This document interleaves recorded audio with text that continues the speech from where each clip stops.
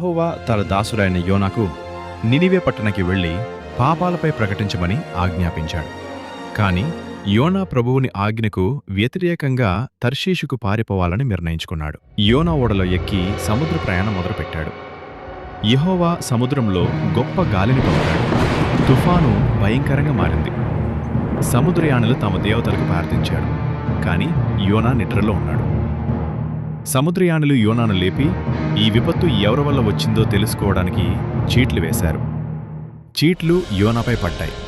ఆయన తన తప్పు ఒప్పుకున్నాడు. తాను సముద్రంలో పడవేయబడితే తుఫాను ఆగిపోతుందని యోనా చెప్పాడు. సముద్రయానులు యోనాను సముద్రంలో పడవేశారు. యెహోవా ఒక గొప్ప చేపను సిద్ధం చేశాడు. అది యోనాను మింగింది. యోనా 3 రోజులు 3 రాత్రులు ఆ గొప్ప చేప కడుపులో గడిపాడు. ఆయన దేవుని ప్రార్థించాడు. తన పాపాన్ని ఒప్పుకున్నాడు. దేవుడు ఆ చేపకు ఆజ్ఞ ఇచ్చి యోనాను తీరానికి ఉమ్మివేయమని చెప్పాడు. యెహోవా మరోసారి యోనాకు నినివే వెడమని ఆజ్ఞ ఇచ్చాడు. యోనా నినివే వైపు నడక మొదలుపెట్టాడు. నినివే మహానగరం చాలా పెద్దది. 3 రోజుల ప్రయాణం అవసరమైంది.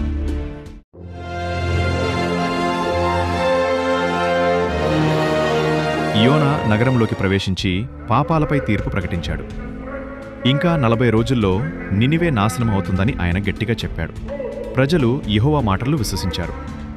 ప్రజలు ఉపవాసం పాటించాలని నిర్ణయం తీసుకున్నారు. ఈ విషయం నినివే రాజు చెవికి చేరింది.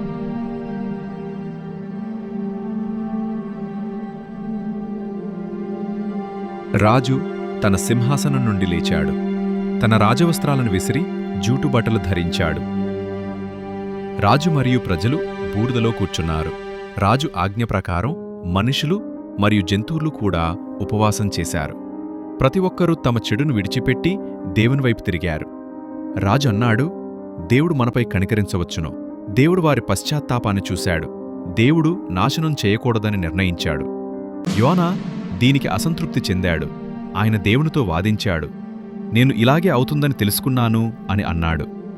యోనా నగరానికి తూర్పును కూర్చుని ఒక గుడిసె కట్టుకున్నాడు. దేవుడు ఒక వృక్షాన్ని పెంచి అతనికి నీడ ఇచ్చాడు. యోనా ఆనందించాడు. తర్వాత దేవుడు ఒక పురుగును పంపి ఆ వృక్షాన్ని తినివేయించాడు. తీవ్రమైన గాలి మరియు వేడి సూర్యుడు యోనాపై పడింది. యోనా చావాలని కోరుకున్నాడు. దేవుడన్నాడు, ఈ వృక్షంపై నీకు కనికరం ఉంది. అయితే నేను నినివేపై కనికరం చూపకూడదా? యోనా దేవుని కరుణను గ్రహించాడు. నినివేలో శాంతి నెలకొంది. పిల్లలు ఆనందంగా ఆడుకున్నారు. ప్రజలు దేవుని స్తుతించాడు. రాజు ధన్యవాద బలి సమర్పించాడు. జంతువులు కూడా సంతోషంగా మేత తిన్నాయి. యోనా తన మార్గాన్ని తిరిగి ప్రారంభించాడు. ఆయన గుండెల్లో శాంతి నిండింది. దేవుని కరుణ ఎప్పటికీ ఉంటుంది. నినివే కథ మనకు పశ్చాత్తాపం మరియు కరుణ యొక్క మహిమను గుర్తుచేస్తుంది.